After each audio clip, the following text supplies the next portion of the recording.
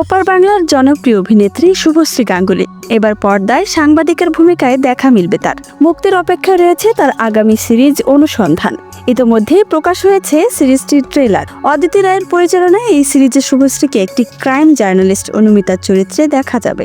সিরিজটির প্রচারণার মাঝেই ভারতীয় সংবাদ মাধ্যমে দেওয়া এক সাক্ষাৎকারে লেডি সুপারস্টার তকমা নিয়ে সরাসরি প্রশ্ন তুলেছেন এই অভিনেত্রী। শুভশ্রীকে প্রায়শই গণমাধ্যম অনুরাগীদের পক্ষ থেকে লেডি সুপারস্টার বলে সম্বোধন করা হয়।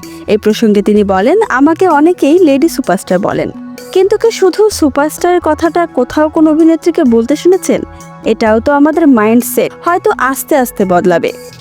এদিকে মুক্তির অপেক্ষায় থাকা সিরিজ অনুসন্ধানে শুভশ্রীকে এক সাহসী চরিত্রে দেখা যাবে।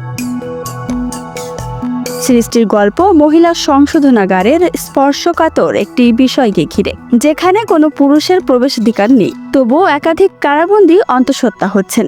এই কঠিন রহস্যের কিনারা করবেন সাংবাদিক অনুমিতার ভূমিকায় থাকা শুভশ্রী। এ ধরনের সাহসী চরিত্রে অভিনয় প্রসঙ্গে শুভশ্রী বলেন, আমি খুব খুশি যে এরকম একটি সাহসী চরিত্রে আমাকে ভাবা হয়েছে। আমার মনে হয় বিষয়টা নিয়ে কথা বলা দরকার। খুব ছোট আকারে এই খবর প্রকাশিত হলেও তেমন ভাবে এটা নিয়ে কোনো আলোচনা হয়নি।